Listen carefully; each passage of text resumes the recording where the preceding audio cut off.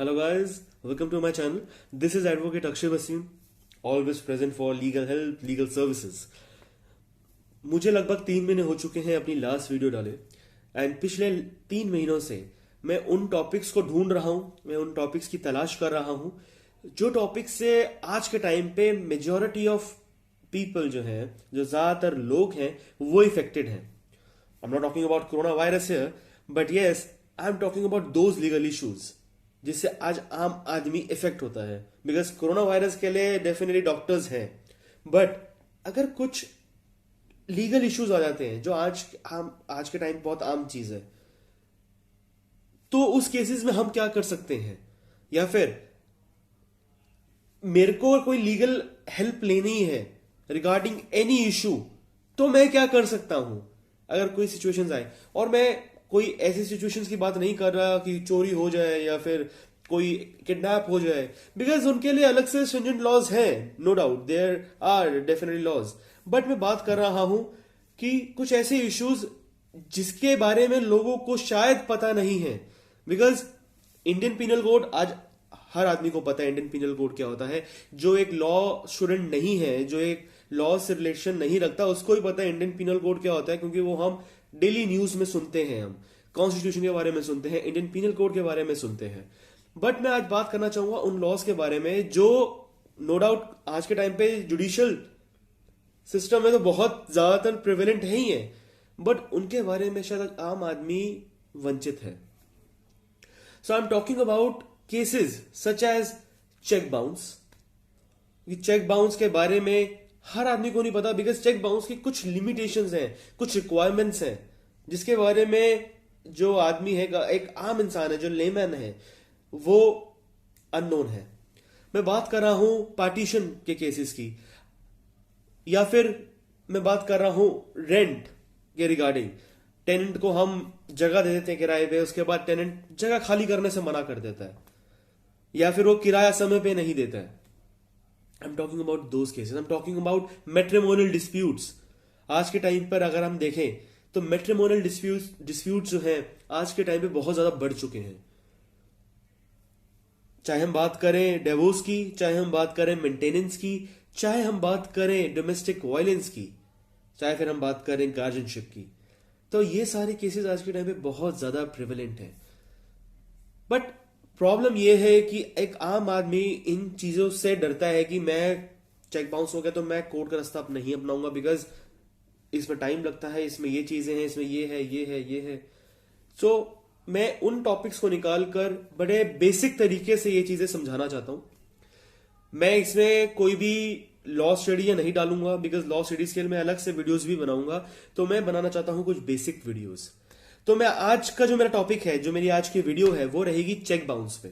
Cheque bounce को बहुत ही basic idea मैं देना चाहूंगा इसमें कि चेक बाउंस अगर हो, देखिए पहली बात तो ये आती है कि चेक बाउंस, कोई भी चेक हम दें और वो बाउंस हो जाए तो उसका 138 सेक्शन 138 जो नेगोशिएबल इंस्ट्रूमेंट एक्ट है, उसके अंदर आप चेक बाउंस का केस लेकर नहीं जा सकते. चेक बाउंस किसी रीजन से हो, पहली चीज, और वो चेक जो दिया है वो भी किसी रीजन से हो. और मैं यहां रीजन की बात कर रहा हूं रिकवरेबल डेट की. तो यस, अगर कोई रिकवरेबल डेट है, अब रिकवरेबल डेट क्या होता है, बात तो ये आती है कि रिकवरेबल डेट क्या होता है. सपोज करिए कि मैं किसी बिजनेस ट्रांजैक्शन में हूं, मैंने किसी को कोई सामान दिया और उसके जगह उसने मुझे पैसे देने की जगह चेक दे दिया. तो बेसिकली क्या है कि उसकी लायबिलिटी है मुझे पैसे देना और मेरी लायबिलिटी उससे पैसा लेना. यहां पर एक रिकवरेबल डेट बन गया और उस रिकवरेबल डेट के लिए उसने मुझे चेक इशू किया था, वो होता है रिकवरेबल डेट. या फिर मैंने किसी को एक फ्रेंडली लोन दिया, एक मदद करने के तौर पर मैंने उसको एक फ्रेंडली लोन दिया कि ठीक है मैं इसको लोन दे रहा हूं, ये मुझे कुछ समय बाद लौटा देगा. पर कुछ समय बाद वो कहता है कि ठीक है मैं कैश नहीं दे सकता, मैं आपको चेक दे देता हूं और आप इसके थ्रू अपना हमारा जो बैलेंस है, जो हमारा ड्यू है, रिकवरेबल डेट है, वो क्लियर हो जाए. तो ये रिकवरेबल डेट होता है. ये नहीं कि जी ऐसे ही चेक मैंने उसको दिया था, किसी बिन कोई वजह नहीं, कोई रीजन नहीं, वो उसको मैंने चेक दिया, उसने बैंक में डाला, वो डिसऑनर हुआ और जाकर उसने 138 के अंदर कंप्लेंट फाइल कर दी, सेक्शन 138 में कंप्लेंट फाइल कर दी. ऐसा नहीं है, बिल्कुल नहीं है. तो there should be recoverable debt first of all. तो पहली चीज क्या है, रिकवरेबल डेट होना. दूसरी बात ये आती है कि अगर चेक बाउंस हो जाए तो चेक बाउंस होता है तो हमें एक रिटर्निंग मीमो मिलता है, चेक रिटर्न मीमो। उस चेक रिटर्न मीमो पे कुछ रीजन लिखा रहता है कि किस वजह से चेक बाउंस हुआ है। हालांकि आज के टाइम पे आफ्टर लॉट्स ऑफ अमेंडमेंट्स बहुत सारी केस स्टडीज आ चुकी हैं, जिसके बाद ऑलमोस्ट सारी चीजों, सारे रीजंस पे आप 138 के अंदर परस्यू कर सकते हैं कंप्लेंट। बट दो चीजों की मैं बात यहां पे करना चाहूंगा। हालांकि आप फंड इनसफिशिएंट है, आप बिल्कुल जा सकते हैं, पेमेंट स्टॉप बाय ड्रॉर आप जा सकते हैं। अगर सिग्नेचर मिसमैच है, हालांकि सिग्नेचर मिसमैच पे पहले आप 138 के अंदर नहीं जा सकते थे, but there are lots of judgements के बाद अमेंडमेंट आई और उस अमेंडमेंट के अंदर फंड्स इंसफिशिएंट के साथ साथ payment stop by the drawer के साथ साथ सिग्नेचर मिसमैच पे भी आप सेक्शन 138 के अंदर जा सकते हैं।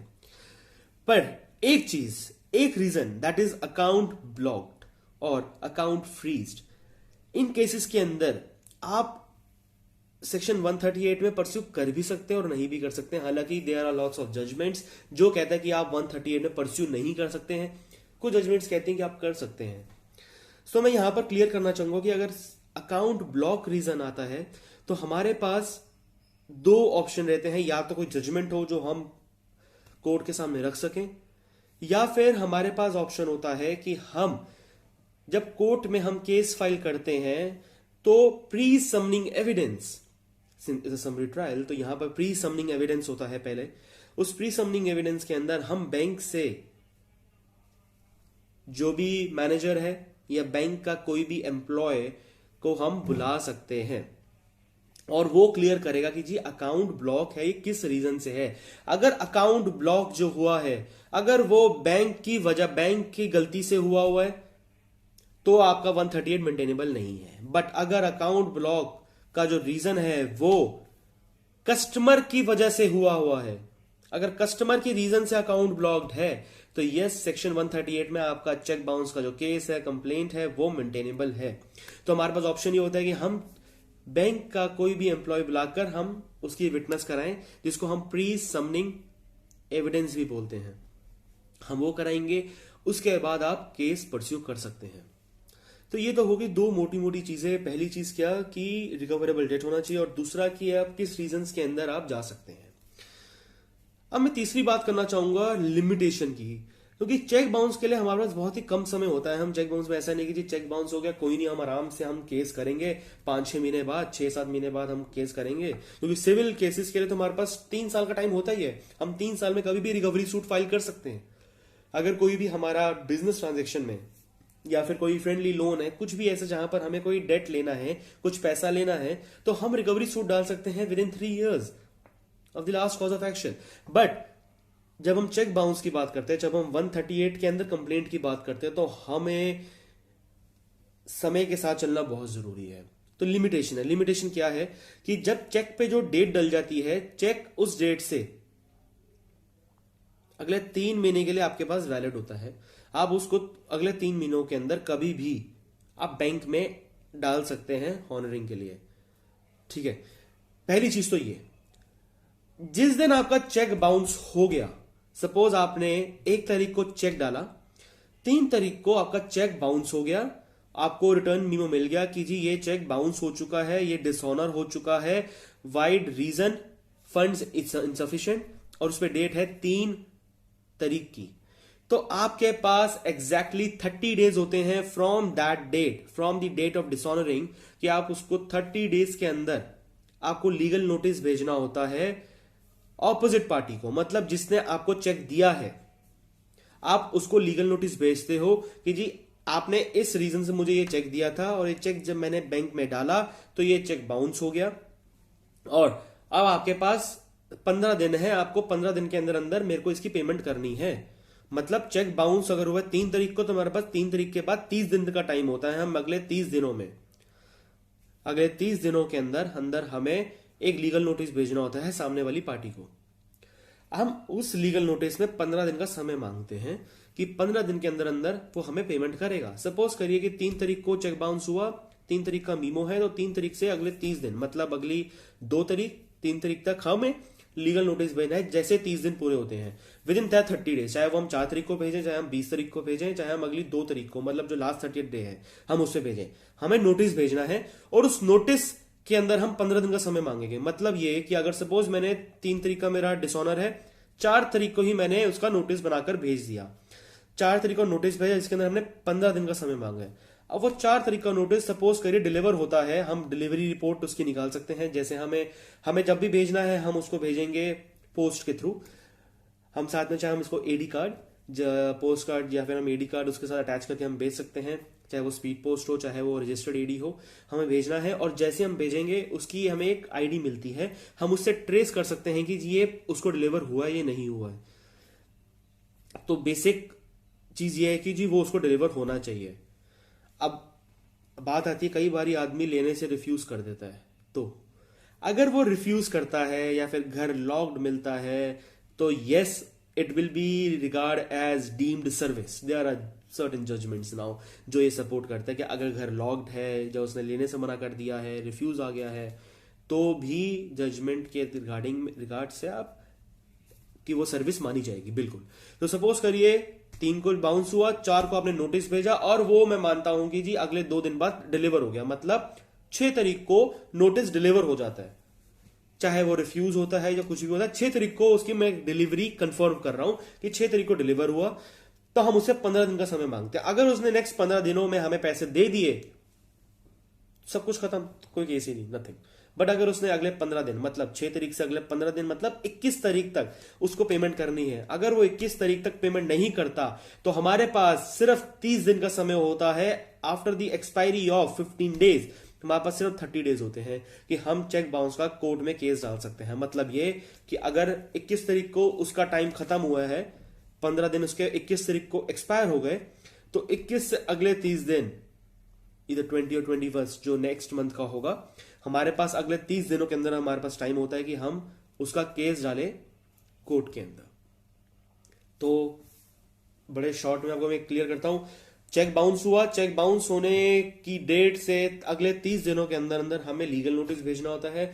उस लीगल नोटिस में हम 15 दिन का समय मांगते हैं और date of delivery of the legal notice से लेकर हमारे पास 15 दिन का समय होता है। और after that expiry, on the expiry of that 15 day, जो 15th डेट है उसकी एक्सपायरी के बाद हमारे पास 30 दिन का समय होता है कोर्ट में केस डालने के लिए, और उसके बाद हमारा केस ये आगे परस्यू शुरू हो जाता है।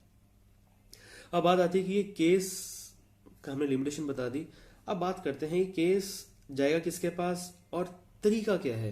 तो देखिए ये समरी ट्रायल है और ये केस फाइल होता है हमारे, अगर हम मेट्रोपॉलिटन सिटीज की बात कर रहे हैं तो वहां पर मेट्रोपॉलिटन मजिस्ट्रेट्स हैं, उनके पास फाइल होता है। और जहां पर जो नॉन मेट्रोपॉलिटन एरियाज हैं वहां पर judicial magistrate of first class, उनके पास यह फाइल होता है और वहां पर ये केस चलता है।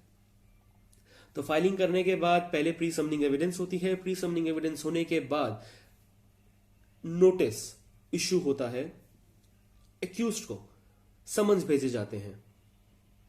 समन्स भेजने के बाद अगर वो आ गया तो केस आगे चलेगा। इनके समन्स आने के बाद नहीं आता, समन्स सर्विस अगर हो जाती है, समन्स की सर्विस हो जाती है और वो नहीं आता तो फिर वारंट्स इशू होते हैं। पहले होता है बेलेबल वारंट इशू, फिर होता है अगर फिर भी नहीं आता फिर नॉन बेलेबल वारंट इशू होता है। फिर नॉन बेलेबल वारंट में भी नहीं आता तो प्रोसीडिंग्स अंडर सेक्शन 82, 83 सीआरपीसी में इनिशिएट हो जाती है। पहले प्रोक्लेम्ड ऑफेंडर घोषित होगा, उसके बाद आप उसकी वो अटैचमेंट ऑफ प्रॉपर्टी भी करवा सकते हैं। पर सपोज अगर वो पेश हो जाता है तो पहले उसको आकर बेल लेनी होगी और बेल लेने के बाद उसको अपना जो राइट है कि राइट टू क्रॉस एग्जामिन, मतलब सेक्शन 145(2) के अंदर उसको एक एप्लीकेशन फाइल करनी होती है कि जी मुझे राइट दिया जाए क्रॉस एग्जामिन का, ये मेरा डिफेंस है। अगर मैं गिल्टी हुई, अगर उसने अपनी गिल्टी मतलब उसने कबूल कर लिया कि ठीक है जी मैं गिल्टी हूं, तो केस खत्म, 2 साल की इसके अंदर सजा है उसको मिल सकती है। बट अगर वो कबूल नहीं करता, वो कहता है जी नहीं मैं आई प्लीड नॉन गिल्टी और मैं अगर केस लड़ना चाहता हूं, तो वो अपना डिफेंस देता है और डिफेंस होता है सेक्शन 145(2) के अंदर ऑफ नेगोशिएबल इंस्ट्रूमेंट एक्ट। उसके अंदर वो अपना डिफेंस लेगा कि मेरा ये डिफेंस है, इसके रिगार्डिंग मुझे राइट दिया जाए क्रॉस एग्जामिन का। और 145(2) के बाद क्रॉस एग्जामिनेशन मतलब कंप्लेनेंट एविडेंस पे लग जाता है, कंप्लेनेंट एविडेंस के बाद डिफेंस एविडेंस और फाइनल आर्ग्यूमेंट्स। ये प्रोसीजर है जो लीगल प्रोसीजर है। Now I am talking about the last thing, जो एक बहुत राहत दी गई है कंप्लेनेंट्स को, मतलब जो केस डालते हैं। क्योंकि क्या होता है कि हम कोर्ट में केस डालते हैं, केस कई साल चलते हैं और हमें लगता है कि जी हमें तो कुछ पैसा ही नहीं मिला। कई बार क्या होता है कि 5-6 लाख का अमाउंट है या कुछ भी अमाउंट है, अनसर्टेन अमाउंट कुछ भी है, और वो हमने केस डाला, केस डालने के बाद कितना साल चला हमें नहीं पता। तो एक राहत दी गई है सेक्शन 143A। 143A ये कहता है कि जी जब पार्टी आ जाती है, पार्टी आने के बाद एविडेंस शुरू होने से पहले हम एक एप्लीकेशन मूव कर सकते हैं सेक्शन 143A की, जिसके अंदर 20% ऑफ दैट अमाउंट एक्यूज्ड देगा कंप्लेनेंट को जब तक केस चल रहा है। मतलब सपोज अगर 2 लाख है, 2 लाख का 20% एक्यूज देगा कंप्लेनेंट को, और वो कंप्लेनेंट उसको रखेगा अपने पास till the end of case. अगर सपोज वो केस कंप्लेनेंट जीत जाता है तो एक्यूज की जो लाइबिलिटी अमाउंट है उसमें से वो अमाउंट लेस होकर अक्यूज बाकी का अमाउंट देगा। सपोज 1 लाख था, 1 लाख का 20% जो था 20,000 वो ऑलरेडी दे चुका है, बाकी बचे 80,000, तो 80,000 अब एक्यूज देगा। बट अगर ये केस एक्यूज जीत जाता है, मतलब कि कंप्लेनेंट हार जाता है, तो कंप्लेनेंट को वो अमाउंट विद इंटरेस्ट जो उस समय बैंक का प्रिवेलिंग इंटरेस्ट होगा उसके साथ एक्यूज्ड को वापस करना होगा। तो ये चीज है आपका चेक बाउंस का। और मैं उम्मीद करता हूं कि आप लोगों को शायद चेक बाउंस के रिगार्डिंग काफी चीजें समझ आ गई होंगी। स्टिल अगर कोई भी डाउट रहे चेक बाउंस के रिगार्डिंग तो प्लीज आप नीचे कमेंट सेक्शन में लिख सकते हैं कि आपको क्या डाउट है। इसके अंदर हालांकि मैंने कोई जजमेंट्स नहीं दिए हैं, but soon I will make a video जिसके अंदर मैं कुछ जजमेंट्स के साथ ये नेगोशिएबल इंस्ट्रूमेंट एक्ट सेक्शन 138 हो या 143A हो या 145(2) हो, 148 हो, 142 हो, मैं इनको क्लियर करूंगा। बट ये बेसिक वीडियो है चेक बाउंस के रिगार्डिंग, एंड आई होप आप लोगों को क्लियर हो गई हो। Still if any doubt please आप नीचे कमेंट सेक्शन में लिख सकते हैं। And guys if I am wrong anywhere, I am a fallible person, मैं भी गलती कर सकता हूं। तो गाइस प्लीज डोंट हेजिटेट कि आप ना कि आप नहीं बोल सकते या कुछ भी, आप प्लीज कमेंट सेक्शन में लिखेंगे जी आप यहाँ पर गलत हैं, ये नया लॉ है या फिर ये एग्जैक्ट लॉ है, ये चीज आपने गलत बोली है, ये गलत बताया, तो आप प्लीज लिखिएगा। I am always open for suggestion. So guys thank you so much and I will be back with new video, जो मैंने अभी आपको स्टार्टिंग में बताए थे जिन जिन वीडियो को मैं ढूंढ रहा हूं। तो मैं जल्द ही एक नई वीडियो के साथ दोबारा आऊंगा आपके पास। Thank you so much.